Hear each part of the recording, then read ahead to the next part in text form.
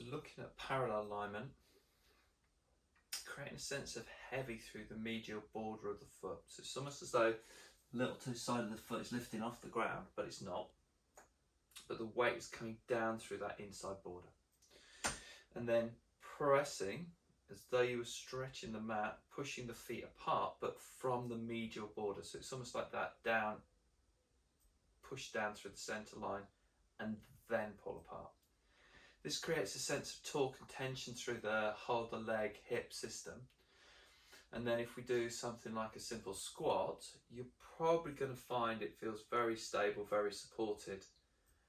And better still, if the medial border is heavy and you're allowing the heels to just pull out to the sides a little bit, the foot can pillow soft, and you'll probably find there's a little bit more ankle flexibility, so you can get the foot to soften, pillow down, and then standing up. So it's like that reverse of if we're wearing a shoe and it pulls the heel into the center line, and then you can't move your ankles because they can't slide and open and close. So 6, 7, 8 of those little mini squats. And then thinking about that sense of medial press through the foot, just a tightrope walk forwards with the heel comes down, and then instead of just plonking the foot down as though you're in a shoe, just try and feel the ground. Think about placing the big toe side of the foot down, then shifting the weight through the toes, spreading them out, giving you a really good ground, and then stepping forward. And it's almost heel toe.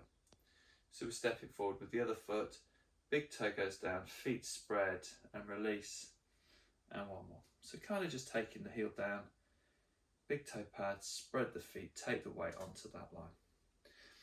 And then reverse. So if you're going backwards, what we're going to try and do is try and get the big toe side of the pad to go down, then the little toe side, then the heel.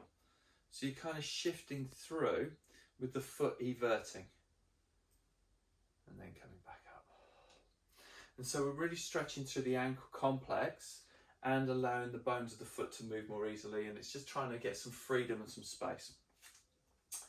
And then we're going to add to that. So that's, just do a couple of 3 in either directions.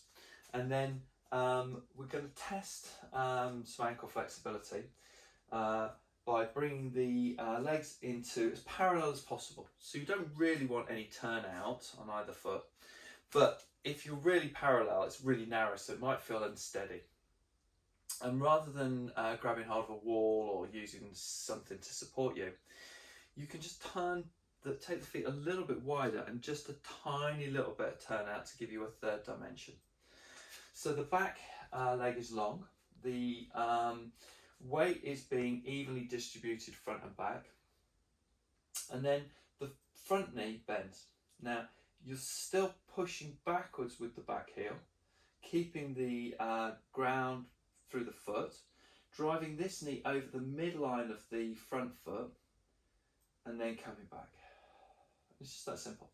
So it's just a rock forward, stretching into the shin. Now on the front leg, it's almost like the leg bone is being pulled off the shin. So you get tib off talus. But on the back one, it's actually pushing it on, isn't it? So you kind of got that feeling of pull and push. And then stretch into that, maybe 6 or 7 on that side. And then coming back in, switch and change. And just to be very clear, it's the leg bone pushing onto the front foot and pulling off the back leg, and then back in. And you might find there's a stretch on the inside of the calf when you go backwards, and then as you drift forwards, the stretch moves around to the outside of the calf. It's almost like that, freeing up that fibula, that leg bone there. Again, 4, 5, 6. Trying to get some stretch, but not any strain. And then coming back in centre. And then we'll just add a little bit more movement into the situation by working the shin bone a little bit more, and then working the foot shin ankle complex. So let's have the one foot lifted off the floor, neutral spine, nice and easy. fix the knee and the heel in a single straight plane. Try not to let too much of this waver around. The heel being down provides some friction. And then just kind of bringing the big toe side of the foot down to the floor a couple of times. And it's that sense of getting that stretch to the bones we were doing the walking action. It's a little bit more range of movement here. It's kind of a stretch. Now, bring it to the medial line, the big toe side, so the inside, turn the foot in. Then bring the big toe side of the foot down. Then glide the big toe pad along the floor till it goes laterally wider than the leg bone.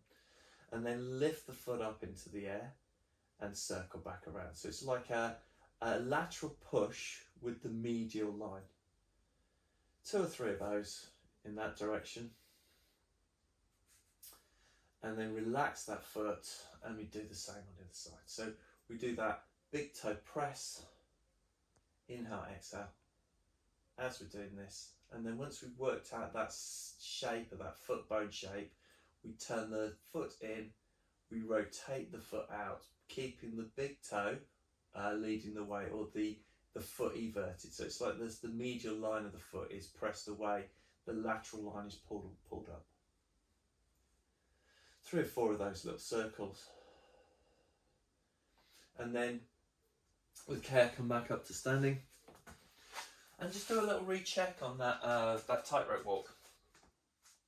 So just kind of put the heel down. You might be able to feel that it's much more smooth and easy. Heel down, big toe, release, heel down, big toe, release. And the idea is that we're trying to get that offset the shoe wearing thing a little bit, try and get that movement into the shin and ankle, and most importantly, trying to get that connection with the midline. So we've got those 3 things coming together, helping us be a little bit more mobile and hopefully feeling a little bit more easy on our feet.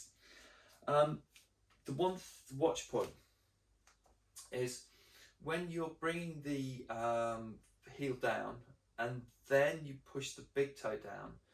I can do this by turning the leg and the hip and bringing the body across.